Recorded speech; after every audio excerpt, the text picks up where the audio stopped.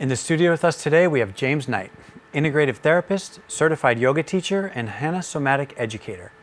James works closely with patients to help them reconnect to their bodies, and whether you are in top shape or recovering from an injury, James specializes in optimizing health and wellness. James, welcome. Thank you. Thank you for the invitation. Great to have you here. Yeah, of course. Glad to have you here. So tell us first how you were drawn into yoga. I was actually doing the math today before coming to the interview thinking, how long has it been? And it was actually almost 30 years ago. Wow. And I was going to Sonoma State University and I stumbled across it. It was called Somatic Yoga and it was my first class. Were you only 2 years old? So you discovered Somatic yoga. Somatic yoga. Yep. Okay, so tell us, since we're on that topic, tell us a little more about somatic yoga. What does that mean? How is it different from other yogas? Well, first of all, it comes from the tradition of Thomas Hanna, and the class that I was taking was taught by Eleanor Criswell Hanna, which was his wife. Unfortunately, Thomas died in 1990, so the work, his work isn't well known. There's 150 certified Hanna Somatic educators worldwide. So at the time that I ran into the class, I didn't know it was so specialized. Okay.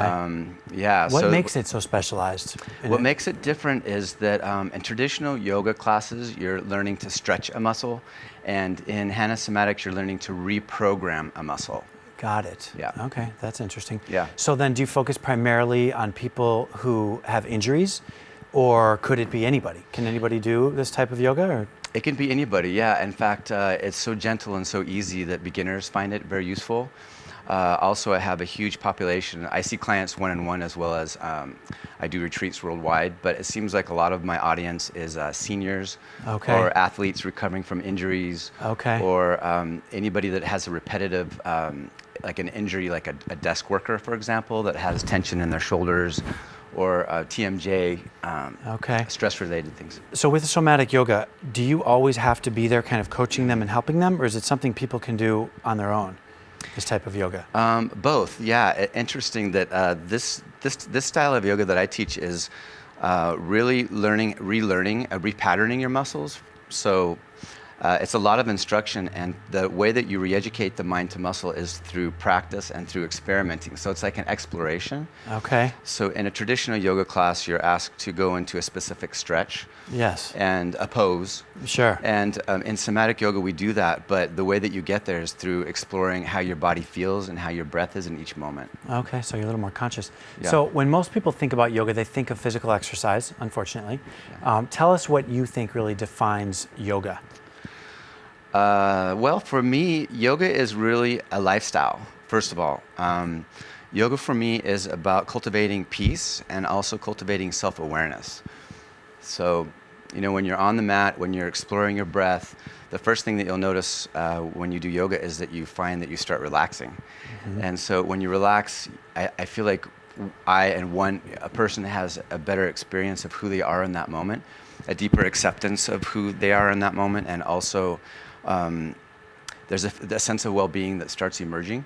Okay. And the second thing is self-awareness, just feeling yourself moving, feeling yourself breathing, and the more that you can connect with yourself, the more that you can have choices in your life. You know, basically you're increasing your intuition, and you're feeling more of the truth in every moment, what you need, what your body needs. Nice, very nice. Yeah.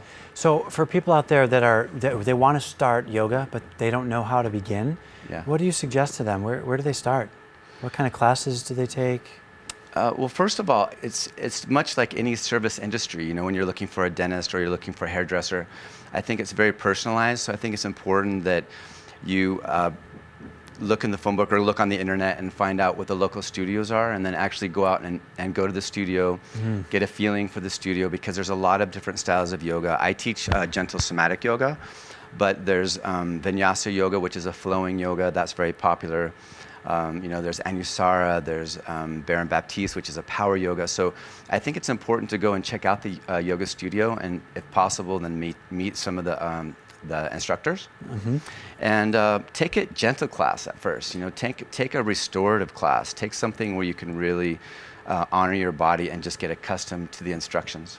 Yeah, I think there's a lot of people out there that are afraid because they may not feel like they're in shape enough to actually take a yoga class. What would you tell them?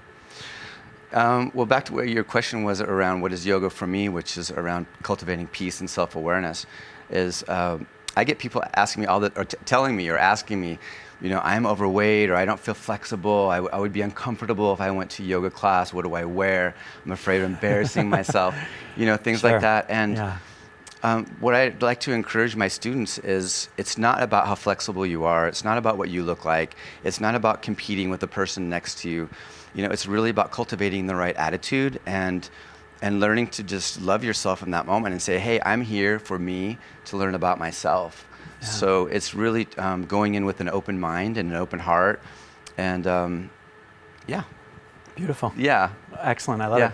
So we have some questions from our fans out there. First one is Facebook. Constance Christian from Chicago Facebooked in. She said, if there's limited time in the day, what are the best poses for a quick session? What would you suggest for someone with limited time? Limited time. Okay, well, we didn't talk about meditation yet, but meditation is often a part of yoga classes. Yeah. And meditation is really as simple as just closing your eyes and notice your breath, for example. There's a lot of different types of meditation, but to answer the question directly I think it's really important to start with calming your mind so that you can be so that you could prepare your body to move.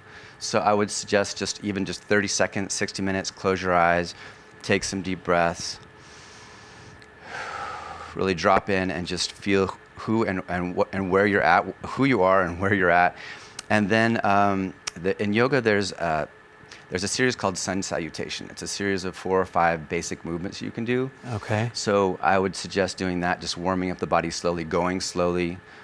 Maybe even do a few neck rotations to get your upper body and your shoulders relaxed. So sun salutations. Sun salutations. Okay, great. Yeah. And people can just kind of look for that online, maybe look at it on your website. Yes. Yes? Yes. Okay, great. So we have another question. Miguel Meza from LA Facebooked in. His question was, do you think that hot yoga can be dangerous for a beginner? He's a massage therapist. He said he's treated many people with micro tears from doing hot yoga. Do you think hot yoga should be reserved for advanced yogis? Okay. That's interesting. I've done a lot of hot yoga in the last 30 years. I don't think that hot yoga is inherently dangerous for anybody, but if you're a beginner, I would definitely recommend trying yoga in a non-heated studio. Okay. Because you're learning so much, there's a lot going on. You want to stay connected to your breath, you want to stay connected to your body, and sometimes in the heated classes, the adrenaline's running. There's a lot of distractions, your body's sweating. Yes. And you may override what your body's telling you. The instructor's telling you to lift a leg or to bend forward. So I would suggest not doing a hot yoga class if you're a new student. Yes. And get accustomed to moving and listening, breathing and finding your position on the mat. Okay, great. Yeah. So James, I know that you've been traveling quite a bit with work and teaching. Tell us more about your classes and what you're teaching. Okay. Well, over the years, at first I'm an integrative therapist. So I started my career in learning massage. Okay. And then I was fortunate enough to meet Eleanor Criswell Hanna, and she invited me to the Nevada Institute for Somatic Studies, and that's when I became a certified Hanna Somatic educator. And then also I started doing more yoga. So to answer your question, I've started dovetailing my specialties as a therapist into the style of teaching. And so it's been an organic unfoldment. I find that people really respond well to the instructions. Well, let me give a little history. Yes. Because any muscle that's stiff or sore means that the conscious part of the brain, the cortex part of the brain, lost control of that muscle. Okay. So if I was to touch you on your shoulders or feel somewhere in your body where there's a tight muscle, yes. Yoga stretching isn't always the best thing to do for that muscle because there's a stretch reflex. Like if I was to pull on you, your body would go, oh, no, don't do that, and would almost like pull back. Okay, and tighten further. Okay. Yeah, so somatics combined with yoga, with the re-education, seems to be more effective long term. Okay. Because you're retraining the muscle. So that's what I do primarily in my classes now, is it's a restorative, gentle style where you're exploring your breath, exploring the movement, and the result is the muscles increase their range of motion. The strength returns because the muscle is more efficient. Okay. And of course, then you get the benefits of just feeling really good, when you're finished with the class. Yeah, excellent. Yeah. Excellent. Okay, great. Well, James, thank you so much for coming in and sharing your insight and your expertise. It's been really nice to have you here. Thank you. Nice to host you. Let the audience know, if you will, how they can find you. A couple websites. Oh, yeah, sure. I have 2 websites. The type of yoga that I've been explaining, you can go to my website is, gentlesomaticyoga.com. That's gentlesomaticyoga.com. And then where you can learn more about the therapies I do is energyflowing.com. Perfect. Thank you so much. Yeah, thank you. Thanks for coming in. It's been Appreciate nice. it. You bet.